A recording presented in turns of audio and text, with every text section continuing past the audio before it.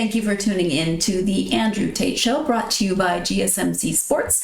I am your host, Sarah. I am joined, of course, by Tate. We have a great show for you today. We will be covering Game 1 between the Dallas Mavericks and the Minnesota Timberwolves, the latest on TNT and the NBA, how the NCAA's settlement is affecting smaller conferences, a graduation gone hilariously wrong, and then stick around for segment 5 because we will be talking about not only a ghost divorce, but also a haunted clown adoption. So you'll want to check that out. As always, as we get started, I would like to ask that you like and subscribe to the show. That really does help us out. Also, we do get a number of questions from viewers during our time here on the show. And if you would like to ensure that your question or comment gets read on air, I ask that you use the tips and donation link at gsmcpodcast.net. That puts your question at the top of our list so that we see it, and it really does help the show. Again, the link is gsmcpodcast.net.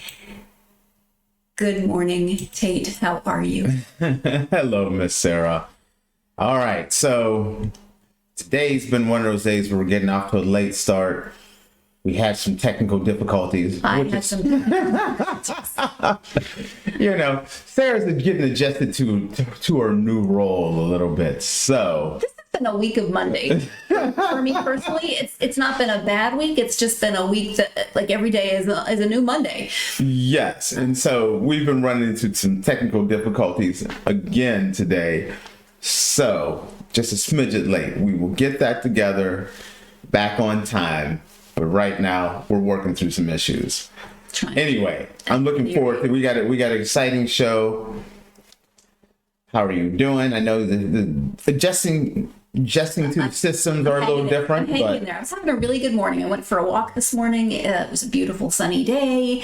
Got in my walk, and then just like everything I'm doing, it's not wrong. It's just, I don't know, little things are not going quite the way they should be going, I guess, is what I'm trying to say.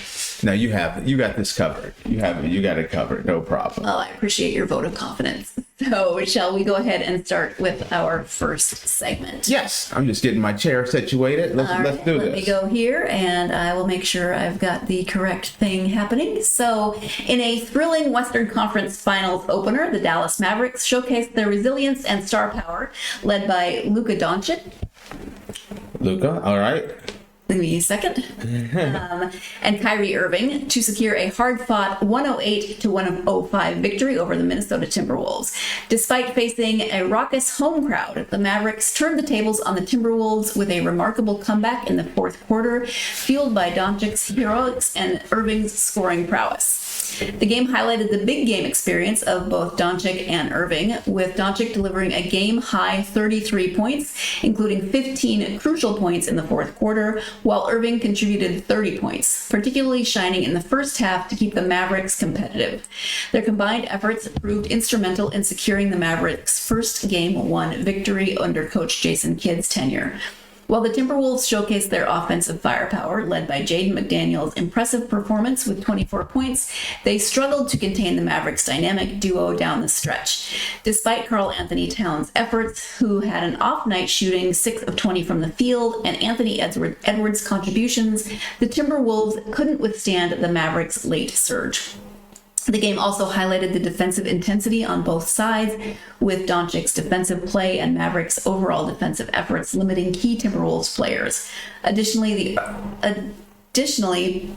the significance of these individual matchups, such as Dončić facing the Timberwolves defense and Irving matching up against Edwards. Looking forward, the Mavericks aim to maintain their momentum and capitalize on their Game 1 victory, while the Timberwolves seek adjustments to bounce back in Game 2. With the series off to an electrifying start, fans eagerly anticipate the next chapter of this Western Conference Finals matchup. So, Tate, what do you think of last night's game? Okay, this was a good game, first off. I feel like this is going to be like a really tough 7-game series. I was a little surprised that Dallas went into Minnesota and took Game 1. And I don't, it's one of those things where you're trying to figure out, like, is that recency bias because I just watched Minnesota take care of Denver, who I thought was going to win it all? Or was it just, was it just that Dallas was just a better team? I don't know what it was, but I was definitely surprised. And one of the things when I look at Dallas, this is not your normal Dallas team, and it's there's a lot of things about Dallas that I think, when I think of Dallas, I'm like, offense, no defense. High offense. Luka is going to be strong offensively. Kyrie is strong offensively, but a poor defensive team, and that is not the case. The last 2 months of the season and the playoffs, Dallas has been arguably one of the best defenses in the NBA. The last 2 months of the regular season, they were number one. And the defense was the key to this game here.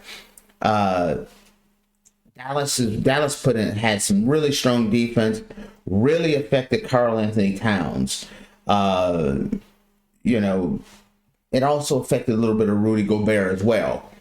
But there's a bunch of little key moments here. One of the things is, when I've watched Dallas throughout the year, they always seemed a little disjointed. It's either Luka's having a big game and Kyrie's not, or Kyrie's having a big game and Luka's not. And I've yet to see them put it together as a team. And so that's one of the reasons why I didn't really give Dallas much of a chance coming into the playoffs of winning this whole thing. But going down the stretch and into the playoffs, Dallas is totally becoming a different team. They're massively improved on defense. And then Kyrie's contributions have gotten bigger and bigger. And in this game, wow, you look at Kyrie from previous years and you're thinking like locker room problem, chemistry problem. Kyrie's been a model citizen in Dallas, everyone. Make sure you understand it. Last year and this year, Kyrie has been a model citizen. And then coming into this game, Kyrie took it upon himself. Ant-Man came out and said, "I'm taking Kyrie." And I feel it motivated him. It's not that I feel that way. Kyrie said it motivated him. And also the fact that his team had never made it that far, and the Mavericks hadn't made it this far as a Western Conference final. And so Kyrie took it upon himself to kind of set the pace, and he came out hard in the first quarter. I mean, he really kicked it in, being kind of that initial high energy pace when Luka was a little flat starting out. Kyrie was at a high revving motor. Kyrie ended up with 30 points on the night, and he had 24 of that 30 points in the first half, and that was critical. Kyrie jumped on them, and then it was kind of like it was a relay race. From there, in the second half, he turned it over to Luka, and then Luka kind of took the baton and carried it on all the way through. This is going to be an interesting series. I wasn't expecting Dallas to take a game in Minnesota. Minnesota is going to have to kind of figure out kind of what to do about if Kyrie's on fire, Luka's on fire, because it seemed to me their experience kind of had a factor. Minnesota was kind of feeling their way through early, and Kyrie just really jumped on them. Having a guy like Kyrie who has done this, who's been to a finals before, who's nailed a big shot before, and then looking at these two teams and saying, our two best guys are better than your two guys. Kyrie and Luka kind of showed that tonight. The question is, does Rudy Gobert, Anthony Edwards, do they circle the wagon and kind of put things back together at game 2? I'm expecting, when I kind of look around and I start thinking about what's going to happen, I think it'll be a very different game in game 2. But to steal game 1 in Minnesota is a big deal. If they can walk out of here, if they can walk out, going into Minnesota, going back into Dallas 1-1, I think everyone from general manager all the way through with the Mavericks would have been like, that's all we wanted. Now they already have that in their pocket. Can they steal game 2? They steal the first 2 games in Minnesota. I think this could be a short series. Right now, I still have it being a 7-game series, but game 2 for Minnesota is critical. They need to step up and prove that and show that, hey, we're young, but we can handle the moment, because I felt like the moment got the best of Minnesota, which it didn't against Denver. But now, after beating Denver, and a lot of places are having them as kind of the favorites to win it all now, that's a whole different, there's a difference between being the hunter and now being the hunted. And so when I look at it, I now look at it as there was a lot of pressure on Minnesota. It kind of cost them in game 1. Can they get it together for game 2?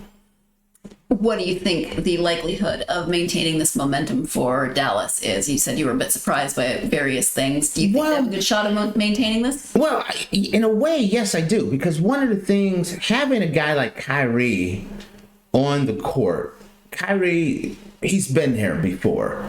As I said, he's used to the media scrutiny. He's used to the media pressure. He's used to playing in Eastern Conference Finals. He's used to playing with being the second to a megastar, playing when he played with LeBron, and now it's Luka's team and he's the number 2, but he can be the number 1 when needed. Kyrie is kind of the key to, in my opinion, to the Mavericks being able to win this series and then going on to the finals. Game 2, I think, is critical for Minnesota. Minnesota cannot go down 0-2. If Minnesota loses game 2, I don't give them much of a chance of winning this series. So with that being said, the pressure, when you talk about Kyrie and Luka and the pressure, Kyrie being able to handle the pressure is squarely on a very young Minnesota team to say, you slipped up in game 1. Can you overcome game 2? Because there's going to be a lot of questions. There's going to be a lot of interviews. Does that get into their head, or do they settle back down and take care of business as far as defensively go? But I really did like the way Kyrie started out the first half just on fire. Like I said, firing off, getting 24 of his 30 points. 30 points, 4 rebounds, 5 assists. And then the second half, Luka coming in, and he finished the night with 33.6 rebounds and 8 assists and 3 steals. That's showing like a complete game. Very curious to see what happens game 2. It will definitely be interesting to see how this moves forward as we go into game 2. So game 2, segment 2, we're going to go ahead and take our first break of this episode. When we come back, we'll be switching gears, turning to the NBA and that relationship with TNT, what that is looking like, what those implications might be. So stay tuned. You are watching the GSMC. You are watching the Andrew Tate Show by GSMC Sports, and we will be right back. I feel like I'm losing my mind. Is everybody in the world blind? Please, Lord, give me a sign, a sign. I feel like I'm losing my mind. Is everybody in the world blind? Please, Lord, give me a sign, a sign. I wanna be the greatest. Everybody on the fake shit. I look around and feel like everybody is the fakest. I make this every day and I'm impatient, hoping one day I blow up from the basement. Statement, the top is so vacant. I don't hear shit that I think is amazing. Waiting for my day when I'm playing sold out shows for 1,000 faces. Hey, give me that crown, get in my way and to be put down. It ain't your place, all this my town. If I want that shit, then I'll get it right now. I'm losing it, the noose it fits, I'm losing shit. A stupid myth, you choose to live or choose to dip. You choose to fight or lose your grip and lose a gift. I feel like I'm losing my mind. Is everybody in the world blind? Please, Lord, give me a sign, a sign. I feel like I'm losing my mind. Is everybody in the world blind? Welcome back to the Andrew Tate Show by GSMC Sports. In the first segment, we were talking about last night's game between the Dallas Mavericks and the Minnesota Timberwolves. As we go into this second segment, I do want to remind you that we get questions and comments throughout the show. And if you would like to have your question and comment recognized, you can go to gsmcpodcast.net, leave a tip or a donation that will put your question at the top of the list, making sure that we see it. We love to engage with our watchers and viewers and listeners, however you're partaking of this content. So if you go to gsmcpodcast.net, you can leave that tip or donation. And now as we go into our second topic of the day, let me get that set up here. All right, so our second topic, as I said, is the NBA and TNT and that relationship. The realm of sports broadcasting is on the cusp of a transformation as the NBA's long-standing broadcast rights deal with ESPN and TNT Sports. It nears its conclusion after the culmination of the 2024-25 season. This impending expiration has sparked a flurry of speculation, rumors, and negotiations within the industry, offering a tantalizing glimpse into the future of NBA coverage and the shifting dynamics of sports media. At the heart of this whirlwind of activity lies TNT's uncertain fate as a key player in NBA broadcasting. With murmurs suggesting that TNT may lose its rights to air NBA games, the implications for both the network and basketball fans are significant. For years, TNT has been synonymous with NBA coverage, providing a platform for iconic shows like Inside the NBA and fostering a deep connection with viewers through its engaging commentary and analysis. The potential loss of this partnership threatens to reshape the landscape of basketball broadcasting, leaving fans and industry insiders alike pondering the ramifications. Central to this discussion is the emergence of NBC as a formidable contender in the race for NBA broadcasting rights, with reports indicating that NBC is poised. However, NBC's bid is just one piece of the puzzle in this larger narrative. Streaming services like Amazon Prime also have been vying for a piece of the action. That's not right. What do you mean? Okay, go ahead. Keep on. Sorry, I just got lost in my notes. That's okay. There's speculation, there's uncertainty, but one thing remains clear. The financial stakes involved in securing the NBA broadcasting rights are staggering, with ESPN expected to shell out approximately $2.8 billion for its share of NBA coverage, and NBC's bid rumored to be in the vicinity of $2.6 billion. The numbers underscore the immense value placed on live sports content in today's media landscape. The battle for broadcast rights reflects a broader trend of escalating competition for premium sports content, driven by the insatiable demand of viewers and the lucrative potential of sports media. Beyond the financial implications, the outcome of the NBA's media rights negotiations holds significant implications for the league itself. The distribution of broadcasting rights not only affects the league's revenue streams, but also shapes its broader strategy and direction. As the NBA navigates the complexities of the modern media landscape, it must balance the pursuit of financial gain with the need to maintain broad accessibility and engagement among fans. In the midst of this whirlwind of negotiations and speculation, one thing is certain: the future of NBA broadcasting is poised for a seismic shift. As fans eagerly await the outcome of these negotiations, one can't help but wonder what lies ahead for the future of NBA media and enduring legacy of basketball broadcasting. So, Tate, there's a lot going on. Okay. What do you think of all of this? Okay, we'll make a couple slight corrections. Yes. First off, the deals are done, meaning the TNT will no longer, after next season, will no longer have the NBA. So Disney, NBC, and Amazon will have the NBA. Disney is going to pay $2.6 billion. ESPN is $2.8 billion, and then Amazon, they're still trying to. It's between $1.8 billion and $2 billion. So right around that $2 billion mark. I was really surprised that TNT did not get into or even really put a real hard bid in. There was some speculation that TNT kind of looked at it as they don't need the NBA any longer, and they were willing to. They wanted the NBA, but not at the cost that it was going to take for them to win, which is that $2 billion plus mark. And so TNT had taken an approach that pretty much they weren't going to do that number. Now, inside the NBA crew, this is the longest reigning studio show. It's the highest rated, most watched studio show in history. This is bringing to the end one of the all-time greatest, strongest shows in television history, in American television history.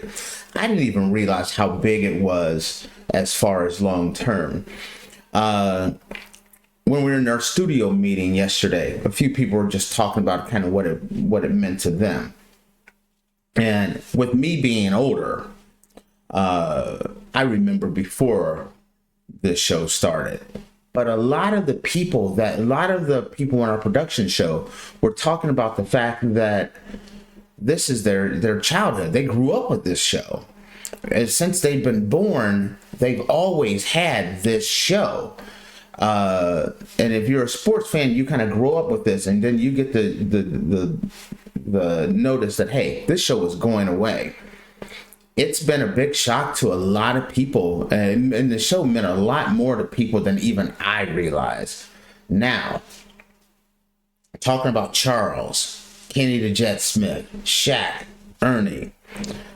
First kind of interesting thing is I was surprised to find out that Charles, when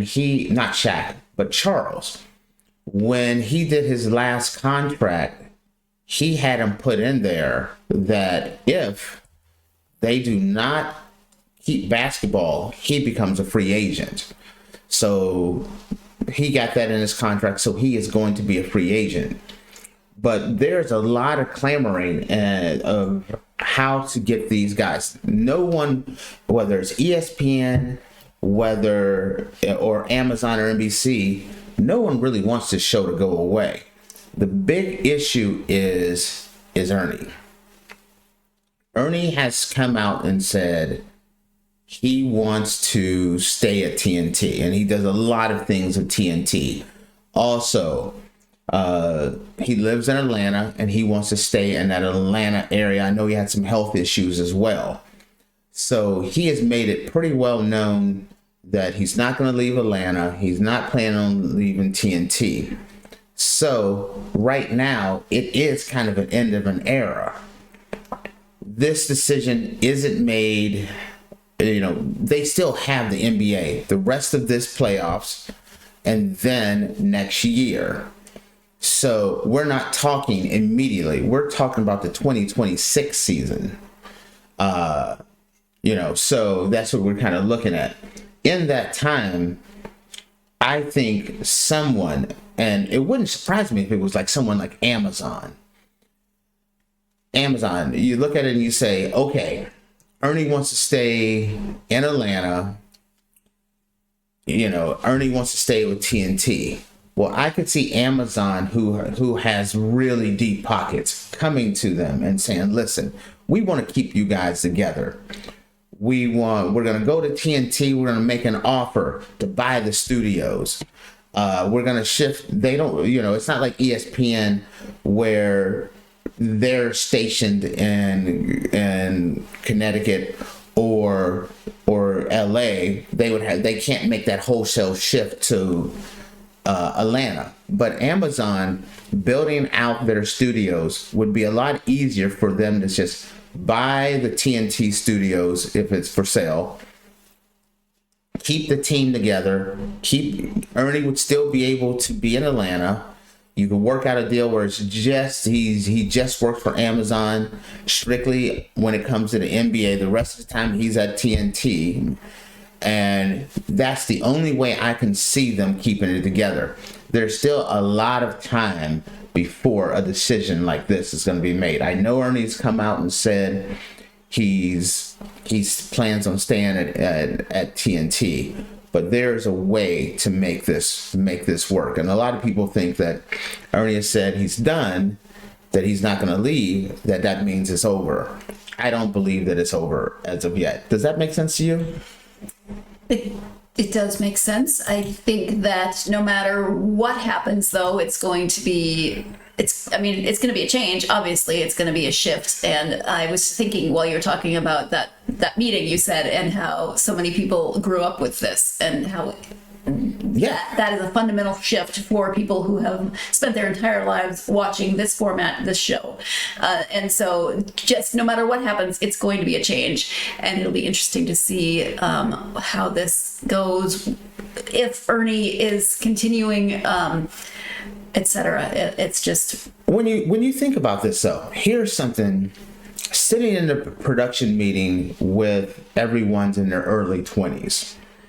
And, I'm a little 20 plus. We ain't going to talk about too much there, but...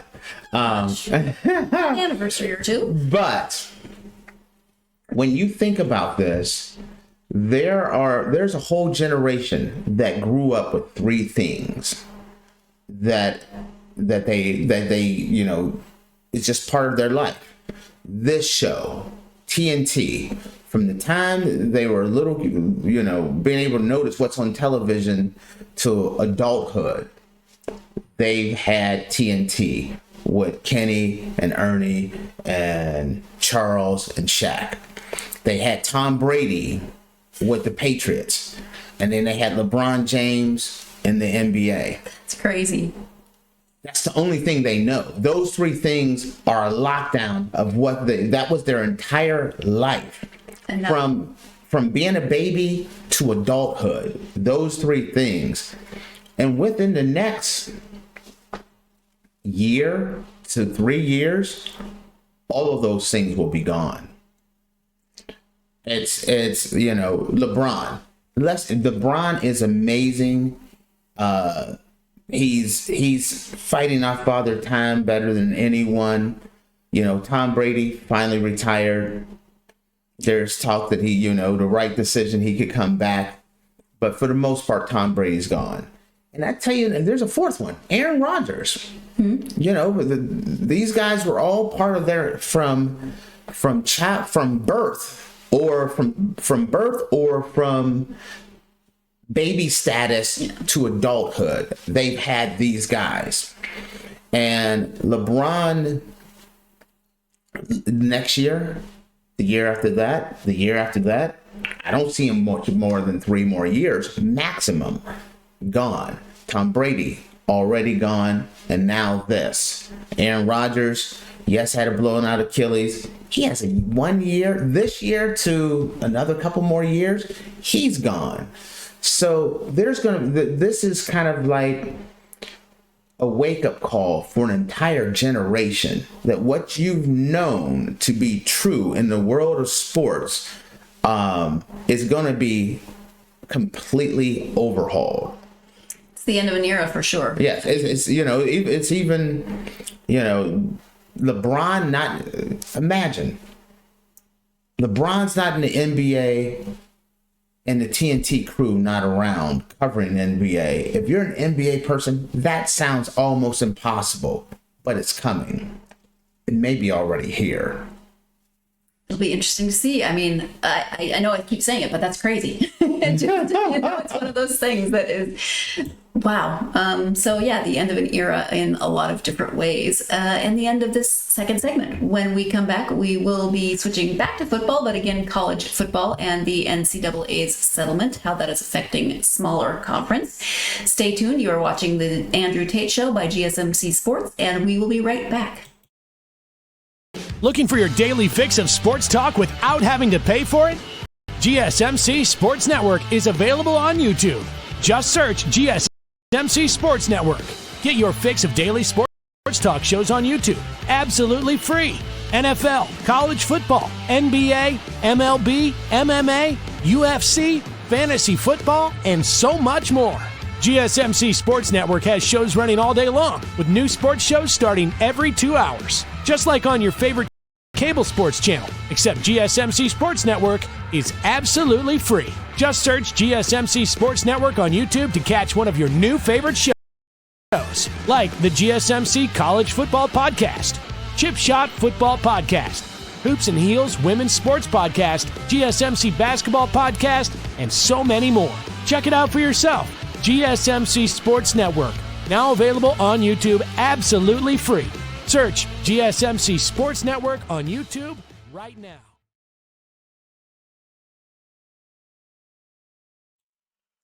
Welcome back to the Andrew Tate Show by GSMC Sports. Before the break, we were talking about the end of an era in a lot of ways, that TNT and NBA and Ernie and Shaq and Charles, everything is changing, which not everyone likes change, but it happens. And so we'll see where that takes us as we move here into segment 3. We are switching back to college football, a conversation we were having yesterday about this NBA or this NCAA settlement. The NCAA's proposed $2.8 billion settlement of 3 consolidated antitrust cases has triggered significant debate among smaller conferences in college athletics. While the Division I Board of Directors approved a framework allocating 41% of the damages to be funded by the NCAA and 60% by member schools over a 10-year period, the distribution of financial responsibility has become a contentious issue. The disparity in contributions between power conferences and non-power conferences has led to criticism from the leaders of the latter, who argue that the burden should be more evenly distributed, considering that a majority of the damages will benefit former power conference athletes. The dispute revolves around the allocation of damages related to the use of athletes' name, image, and likeness, or NIL, with legal experts and class certification indicating that a substantial portion of the settlement will go to Power 5 football and men's basketball players. However, uncertainties remain regarding the exact distribution process and the number of plaintiffs involved in the case. While plaintiff attorneys will use allocation formulas to determine payments, questions persist about the fairness of compensating athletes for their NIL rights, particularly regarding the discrepancies between high-profile players and others. Additionally, concerns have been raised about the potential impact of attorney fees on the settlement, with the expectations that fees could surpass $100 million. This has prompted discussions about the equitable distribution of funds among plaintiffs and the overall effectiveness of class action lawsuits in addressing complex issues within college athletics. Amidst the ongoing negotiations and approvals within the NCAA and conference leadership, smaller conferences express reservations about the proposed funding formula and its implications for their budgets and athlete benefits. The prospect of participating in a revenue-sharing model proposed by the settlement has further divided opinions, with some leagues considering it unfeasible given their financial constraints and autonomy concerns. As the NCAA moves forward with finalizing settlement terms, the discontent among smaller conferences underscores the need for comprehensive reforms to address the evolving landscape of college athletics and ensure equitable treatment of all stakeholders. Now, Tate, this is the college football off season, and yet there's no such thing. There's no such thing as college football off season. But you understand what I'm saying? No, I totally understand what you're saying. We are in the process of moving. Yeah. What do you have to say about all of this? Okay, I feel bad for some of these schools. Because here's the thing. It doesn't mean they're right. Over the years, these schools have been a part of the NCAA. These schools have gotten money from the NCAA from overall dollars.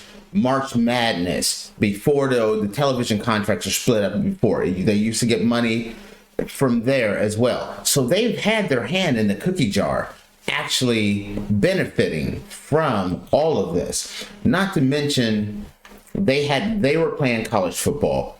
They were playing college sports in general and making money the same way the Power 5 schools were. The difference is most of these schools don't make the money that a Texas makes, doesn't make the money that USC and Oregon makes, an Ohio State, a Michigan, a Texas A&M, a Georgia, an Alabama. These are the guys that are the cream of the crop, and they turn a massive profit. A lot of these small schools are not even breaking even with the little extra money that they're getting, they're losing money. So even though they've been able to get money for decades from benefiting from players not getting paid and all of this, which means they should have to pay because they did benefit. But these schools, most of these schools, their athletic departments are running a deficit. I don't want to call them broke, but they are running a deficit, losing money year after year, decade after decade. And now you look around and you say, this settlement, you're going to have to pony up some cash that you didn't even budget for. This also means lawyer fees. You're going to have to pony up cash you didn't budget for. Now you're also talking about a settlement where they're saying schools should set aside $20 million to pay athletes money they haven't budgeted for. Now, when you're thinking about it as a small school and you're already operating at a deficit, and now you have settlements and lawyers' fees, and you have to, name, image, and likeness, and paying players on top of that, benefits, it is tough. It is going to be incredibly tough for these schools to maintain. And this is one of the things why I'm concerned most about it. Because it's not going to, these schools are going to look around, and I'm going to say, let's say, University of Akron, University of Montana, Kent State University, just start thinking about some of these the Youngstown states of the world, the Fresnos of the world, the Nevadas of the world. They're going to have to make some tough decisions. And what's scary is one of the first things they're going to do is just say, non-revenue generating sports needs to go, which means Title IX is in danger. Title IX, if you don't know what Title IX it means, is that if you have a men's program, you need just as much women's programs out there. Women's sports have really benefited from Title IX, and it's part of the sports fabric of America. And it's a good thing. Make sure you understand my standing on this one. Title IX is a good thing. But Title IX, low key, is in danger. Because these schools are going to look around and they're going to say, we don't have the money to do this. So we're going to get rid of the women's lacrosse. And we're going to get rid of the men's lacrosse too. We're going to get rid of volleyball and softball and all these other sports. You're going to start seeing, or I'm worried that you're going to start seeing some of these programs across the country and universities everywhere starting to go away. That's the problem with this, because these schools are losing money they're not making money. So you can look around and say, who's the school that in the Power 5 conference that's losing the most money? And the first school that comes to mind is UCLA. UCLA is a major school who has lost millions upon millions of dollars year after year after year after year. But here's the difference with a UCLA. UCLA can look around and be like, you know what? We're losing a ton of money. We're in the Pac-12. We're having a hard time competing. You know what? It's time that we go to the Big Ten. Now, they're going to go to the Big Ten, give a couple years, UCLA is going to be making money, big money. They're going to be making double, if not triple, the money they were making in the Pac-12. Kent State, Ohio University, Western Michigan, schools like that, there is no Big Ten, SEC that they can say, we're going to leave our conference and we're going to go to a bigger conference that's going to pay us 3 times the money. These guys don't have that. They've spent the money that they've received from the NCAA. They've been operating at a deficit anyway, so they're burning that money up. The little extra money that they're getting, they're burning that money up. There isn't a war chest. There isn't a rainy day fund at some of these schools like Toledo and Dayton and Xavier. These schools don't have those big giant slush funds to cover. Schools like UConn, who are in the Big East with a football program that doesn't it's a horrific football program, but it's costing them millions every year. These schools are gonna have an incredibly hard time, and I don't really know the true answer, because they should have to pay, because they did benefit from decades of not paying players.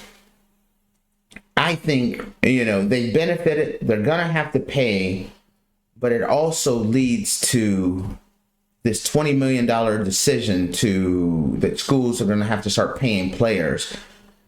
I think it leads to Title IX being in trouble, a lot of others like Olympic sports and things like that going away, but also it's making people think that the smaller schools need to break away in college football and start their own college football playoff, everything. And that's the reason why the College Football Super League, I think, works really well, because those power schools that can pay and make the money, which is great, those smaller schools, they're off into their own division. The top 10 schools get to be and compete for making the playoffs. The bottom schools fall down into a relegation league where it benefits everyone. That's the reason why I love the proposal for the College Football Super League, because it allows those smaller schools that may not want to pay that to break off and do their own thing,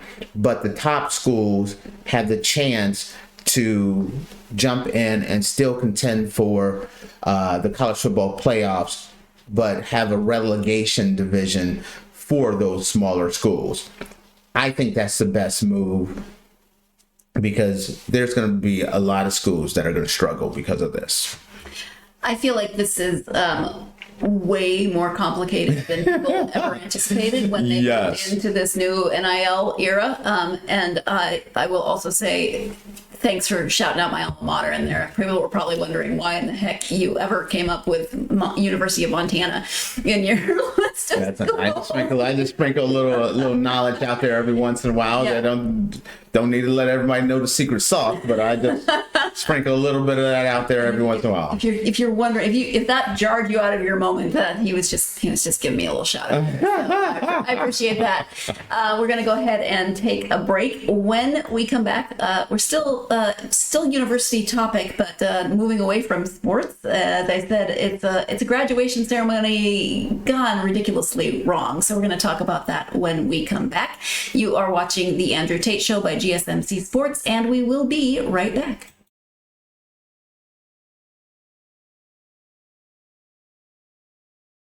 For the best and latest podcasts available anywhere, go to the podcast app on your cell phone and type in GSMC to access free content-rich podcasts on health and wellness, book reviews, sports, entertainment, relationships, social media, movies, technology, finance, and even weird news. Subscribe and download the GSMC Podcast Network's family of shows. Available everywhere podcasts are found. Welcome back to the Andrew Tate Show by GSMC Sports. Before the break, Tate was talking about the NCAA settlement and what the implications could be for smaller conferences. There are a lot of potential ramifications and things that we're going to have to keep track of going forward. But we are going to move into our non-sports segment now. And Tate, did you walk at your college graduation? Let me just ask you that first off. Did you go to graduation? I did not. I graduated in the summer, so I did not walk. I graduated in December, so I also did not walk. Okay. So we have that in common. But a Thomas Jefferson University presenter, utterly butchered students' names during the Jefferson College of Nursing commencement ceremony on May 9th. My apologies for the phonetic spelling or pronunciation of the names that was on the cards, the speaker said during the graduation. I would have been better just reading from the book. My apologies, graduates. So what happened? Thomas Jefferson University explained that the odd delivery was due to the way phonetic spellings were shown on the speaker's name cards. She incorrectly pronounced several nursing students' names, such as Jessica, Allison, Sarah, Louise, Virginia, Stephanie, Maeve, Molly, and Elizabeth. Thomas Jefferson, she was reading them as they were pronounced, like I said, on the cards. So instead of saying Molly Elizabeth Camp, the speaker said Maulina Zabeth Cap.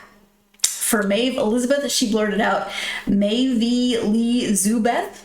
And Sarah Virginia Brennan's name was pronounced Sayer Uvun Jingu Brin. See, I can't even read the phonetics of it. One name took many attendees by surprise, and that name was Tamome, also known as Thomas Michael Canaveri Jr. He actually muttered, "It's Thomas." Wow. So this shocked many people because the college is Thomas Jefferson University.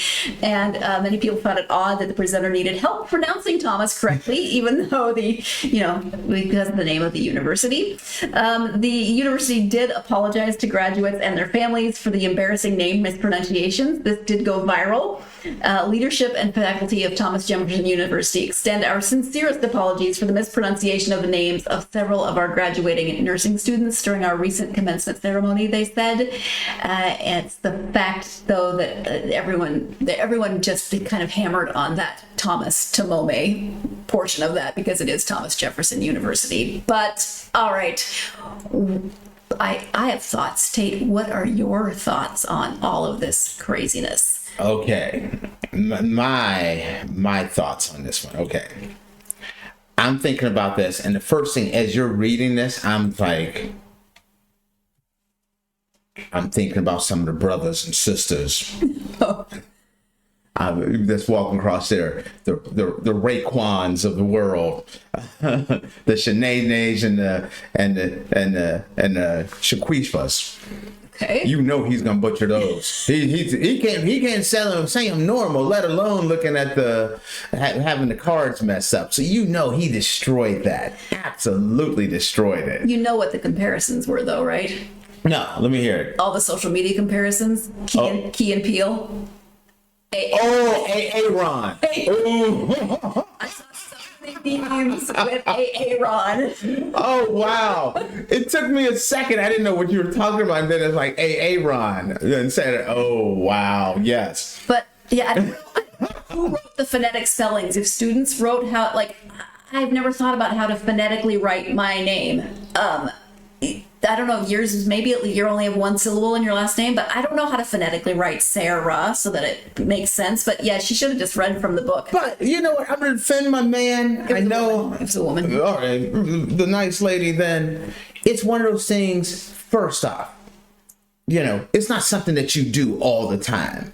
Right. So it's not like you practice this. Then you go up there, you're nervous, the lights are on, everyone's there, your heart's beating 1,000,000 miles per hour, and then you look up there and you start reading the card and you're like, hey, Aaron, Jamiroquai.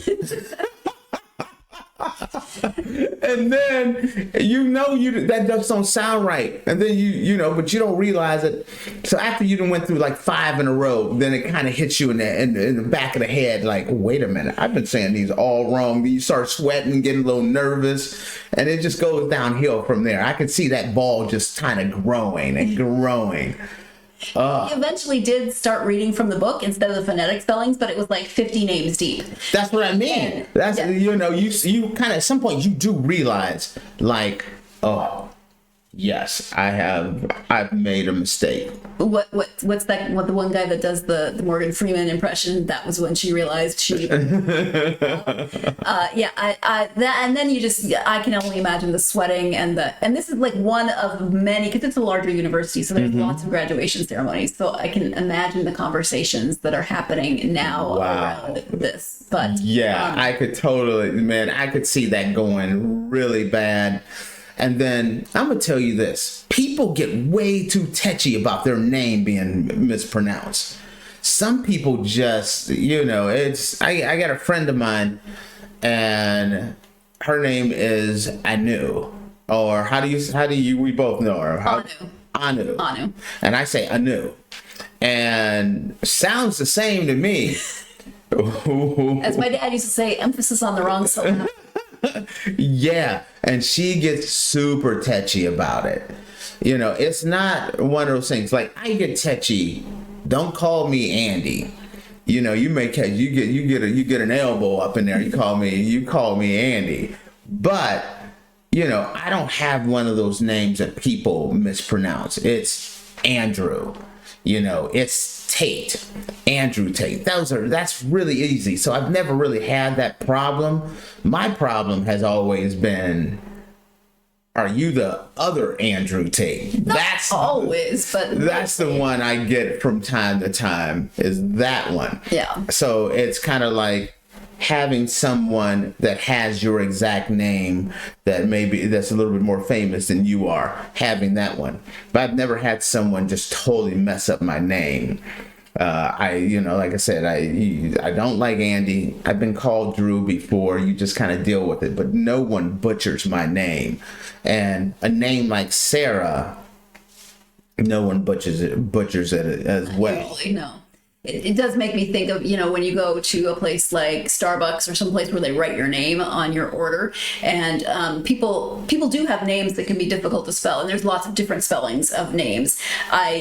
Mine's not that hard, but it still gets spelled in some strange ways. That's a little different than this very public. Yeah, you know, or you have one of those names and you're like a place like that, and then they call it out and they mess up and they call you something so egregiously wrong. Those are tough. Yeah, I've been in places where when I started a new job after grad school, the newspaper wrote my last name as Seckler instead of Meckler. Okay, they just maybe transposed my first and last initials. But you put that together because I know you have this issue, Smeckler. No, it was Sarah Seckler. But yeah, Smeckler drives me crazy. But then, like 2 weeks later, somebody introduced me at a work function as Amy Becker. I was like, Amy, you didn't even try. You didn't even try. Becker's at least a little bit closer, but how do you get Amy from Sarah? Yeah, that's a bad one. Or, but to be in a public forum where you are, you're literally, you got hundreds and hundreds of people, if not thousands of people there. You're nervous, and sometimes you don't even register that you're reading the card wrong. So you're looking at these cards and it's like, what's with these names? These names are a doozy tonight. And you're like, Thomas. It's like, dude, you work at Thomas University, okay? It is Thomas. You understand? But how do you phonetically spell Thomas so it looks like Tomome? T-O-M. Thomas. I don't know. And it could have been T-O-M-A, but they thought it was M-O. Somebody got bad writing. There's some horrible writing. You're like, next thing you know, you're like Tumo. S. You're like, oh, hell no. No, I've had anxiety dreams where I'm reading in a public setting, and it's like I have forgotten how to read, and that actually, those dreams feel a lot like this, but this was in actual real life, and I can't. Because you know, stressed out just talking about it. You can feel it starting to go down, going south. Also, and you can read, you're going to hear the mutterings. Yeah, that's what I mean. You say the first name wrong, people kind of snicker. You say the next name, it's kind of a little bit of the next thing you know, there's a little bit of rumbling. You say the next one and the next one, then people are kind of like, what the heck's wrong with her? Is she having some medical issues? Do we need to call 911? Or something like that. What do we have to do? Because she's calling everybody the wrong name. So, and then you start getting that. So then it gets kind of rough that way. So yeah, I can totally see it just kind of going south. Yeah. Well, let's go ahead and take our final break of this episode. When we come back, we'll be moving in a different direction.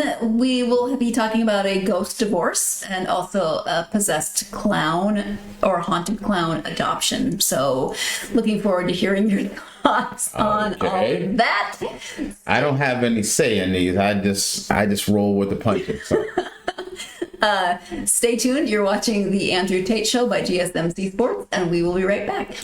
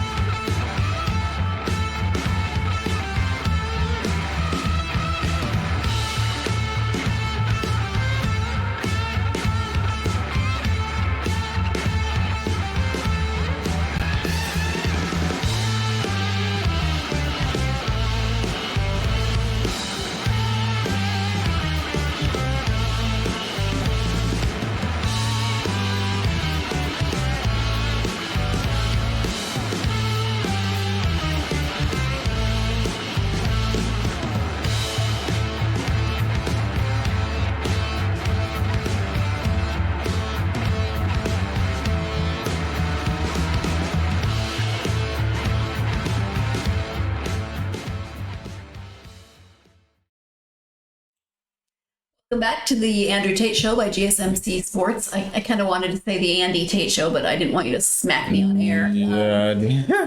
Before the break, we were talking about some very, very interestingly pronounced names at a college graduation. And now we're moving on to a very different conversation. Are you ready for this one, do you think? No. Let me go ahead and get it set up here. So a woman who says she married and then divorced a ghost has now adopted a possessed clown, but she says it's making her ex jealous. So Brocard, she's only ever referred to by Brocard or Brocardi, I'm not sure, who is 40, tied the knot with Victorian soldier spook Eduardo, then split with him when she accused him of cheating on her and also stalking her. The singer and songwriter has now adopted a possessed clown after quote-unquote connecting with him when spending a night at the Clown Motel in Nevada, which you're seeing those images on the slideshow next to us. She toured the USA with the clown doll, then returned home to Oxfordshire with it to conduct a paranormal investigation on him. But she says her ex Eduardo has become jealous of the clown. He doesn't want the clown in the house. She says Eduardo has so far been placid with her communicating with other spirits. Placid or flaccid? Sorry about that. Had to ask these questions. But his unrested soul seems to be rattled at the thought of her bringing another ghost over the threshold. She said, I can instantly tell when Eduardo has a point to make. His energy is very powerful. His presence has been very manageable these days, and I only see him from time to time. He does not like the clown, though. He watches him, and I keep finding the clown by the door. Subtlety is not Eduardo's strong point. He has nothing to be concerned about, as I have no intention of marrying a clown ghost, although that would be funny. The clown is here for research purposes only, and I definitely don't need to get into a paranormal love triangle. What's this woman's name? Brocardi? Okay. Or Brocard? Okay, keep on. I know the clown is possessed, so perhaps Eduardo has picked up on some bad energy and is just looking out for me. I'm fascinated by the prospect of spirit vessels and haunted objects. It's a whole new world for me, so I'm trying to learn and absorb as much as possible. That's why I've enjoyed filming this series. She was in the U.S. filming a series on haunted places so much. And as I'm meeting people who've had fascinating ghost adventures, not unlike myself. On a trip to the famous Clown Motel in Nevada, Brocard instantly gravitated towards the clown and connected with it due to their love of theater and performing, she says. She says the spirit trapped inside the clown immediately revealed to her that he was a carnival clown and that he was a tortured soul who spent his days performing for audiences that didn't care and ridiculed him for not being funny. When I connect with spirits, it's often their emotions that I connect with first. Sometimes an unrested spirit attaches itself to a physical entity. In this case, this clown doll had once been owned or come in contact with a man who worked as a clown. This man was tortured by his dreams of stardom, but was condemned to life in the carnival where he was underappreciated. I suppose as an artist, I can relate to this, so I feel that's why he chose me to convey this message. Brocard instantly felt that she wanted to rescue the clown, and the motel agreed to let her adopt him to conduct a full paranormal investigation to see if she can find more information or even capture evidence of his possession. The Clown Motel has largely been reported as one of the most haunted locations in Nevada. After a night alone at the motel, Brocard also revealed her thoughts on why this may be. She said the motel is fascinating as many murders have been reported on the site over the years. The circumstances of a lot of the deaths have been unpleasant. It's believed that there are dark forces at work in that area as it sits near a portal. There's also a graveyard across the car park, so it's not the most cheerful of places, ironically, hence the clowns. It is believed that a lot of the ghosts still live there, and some have possessed the clowns in the museum. The clowns have been donated from all over the world, and I believe some have spiritual attachments and predate their arrival at the museum, like the one I have adopted. After leaving the Clown Motel, Brocard traveled across the USA with the clown by her side. She's taken him to Hollywood, and they've had a wild night out in Las Vegas, but so far there have only been subtle movements and signs of possession. So far, he's a peaceful entity. He's often moving on his own, but nothing that would cause me alarm. I'm hoping that doesn't change now that I have 2 ghosts in the house. She will launch a clown cam soon so people can keep up to date with the adoption. She does have a website. I don't quite even know where to start with this one. I'm going to let you start with this one. Let's just, what do you have for me? I think about the Dave Chappelle show. Okay. And I listen to this as you're telling the story, and I think about the Dave Chappelle show, and what comes to mind is cocaine as a powerful drug. That's what I'm hearing. As you're talking, I keep hearing it repeat in my head. Cocaine is a powerful drug. Miss Brocard,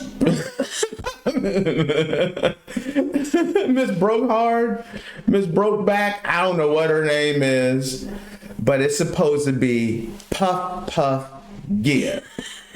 You don't double tap. You puff, puff, move it on. You can't be just keeping it. You need to bag off your medication. Okay? That's all I'm just telling you. You need to just cut back on the medication by about 40-50%. You'll realize that you've lost your damn mind. That's what I'm going to tell you. That's what I hear, is that somebody has been partaking of the medication, of the lettuce, and and you cannot overindulge. Too much of a good thing is bad. You done messed around and doubled up on your dosage. Now you over here dating clown ghosts and everything else. She's just investigating him. They're not dating. It is strictly a medication issue. Either you didn't hit the medication too hard, or somebody needs to prescribe something a little stronger. One way or another. That's all I'm telling you. And then you say she hosts a show or something like that? It sounds like she's filming some kind of a show where she, it looked like from the article there were some pictures, like she's filming a show. She also seems to do some seances. There were pictures of groups. So they did a seance with the clown, and I'm not watching it. Just gonna let you know. I'm not watching it. Do you ever watch paranormal shows? Because not really. That's not really my thing. But definitely women that hook up with clowns. You can't be hooking up with clowns, especially fake clowns, fake ghost clowns. That's you understand what I just said? Fake ghost clowns, possessed and jealous. Fake ghost clowns that are jealous. It's not the clown who's jealous. It's her ex-boy. It's her ex-husband. And who's the ex-husband? He was a Victorian soldier. And what is he? A ghost, but not a clown. Exactly. Pull off the medication. Don't be hitting it that hard. Can I tell you my favorite part of the article? Okay, let me hear that. Well, first, just the fact that she married a ghost, and we barely touch on that. She married and divorced a ghost. That's not. Wait. Wait. And he's stalking her. The fact is that the marrying the ghost is the most stable part of this whole conversation. That's where it is an issue. That's the reason why when I realized that the fact that she married a ghost, that's when I started thinking cocaine is a wonderful drug. Okay, well, my favorite part of the article was when she said, Eduardo is jealous. But she said, I'm not going to marry the clown, but that would be funny. Like, she even admitted, I think I don't know, but that makes me laugh. But that would be funny if I married a ghost clown. And she's talking about rescuing the clown. Somebody needs to rescue her. Intervention? No. Rescue meaning padded sail. Oh. That's all I'm saying. If you are marrying ghosts, rescuing ghost clowns and everything else, it's time for that straitjacket. Just lock them down. You understand where I'm coming from? Yeah. Now, let's move on from Miss Brokehard. Okay. By the way, I understand. I'm not saying her name. I don't know how to say her name correctly. So do you have a follow-up? First off, she's broke, and it's going to be hard times because that movie's not making nothing. She's broke. She just didn't. It was a wild night in Vegas. It was a wild night in Vegas with the possessed clown. Listen, I understand having a wild night in Vegas. Maybe with a stripper named Itchy, something like that. I understand that. Why would your name be Itchy? I'm just saying, you might have had that moment. But, if you had a hard night in Vegas with a ghost clown that's jealous, that's all it is. That's the way I heard it. I ain't one to gossip, all right? That's how I heard the story. So we're going to keep it right there. That we're going to keep it a ghost clown here. My question, let's change Miss Okay, go ahead. Broke very hard. I'm scared, but go ahead. People are afraid of clowns. Are you a clown person or not? I never really had an issue with a clown. The only time, when I was in, I don't know, second or third grade, my dad's sister gave my sister and I matching clown dolls one year for Christmas. Mine was green, had green hair. Hers was Already red. sounds creepy. They were kind of creepy, but I didn't have an issue with it until I spent the night at a friend's house, and she decided that we should watch Poltergeist. Okay. And I've never been a horror person, and so even at this young age, I watched Poltergeist, and there's a clown that like attacks the kid, like the clown doll comes to life. I shoved that clown doll so far back in my closet, but then I was also worried that I just made it angry by shoving it back in the closet. I was weighing my options, which was better. So I like clowns in general. I don't have a problem with, but that clown in particular, I was scared to death of. Okay. It's kind of, here's something that people talk about how the world has evolved and gone on and things. And one thing about the world as it evolves, as a kid growing up, clowns were a big deal. Everyone in the circus was around. They had clowns, putting clowns in cars and all this stuff. Clowns are out of style now. Clowns, there are not a lot of clowns. There was way too many clowns when I was a kid growing up.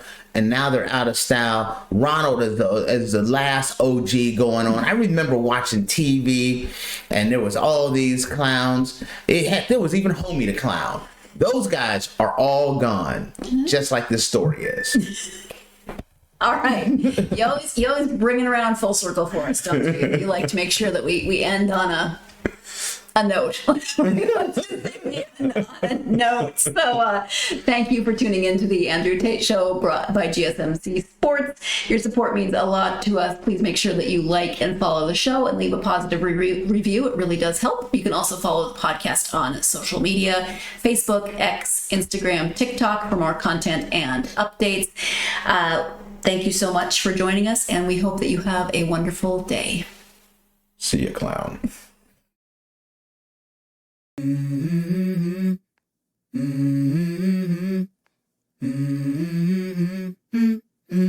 Let's go. I wake up to a little bit of drool on my pillow, feel like it's gonna be a bad day. Yeah, I'm tired of shit, and the coffee ain't hit yet. Damn, ain't that great.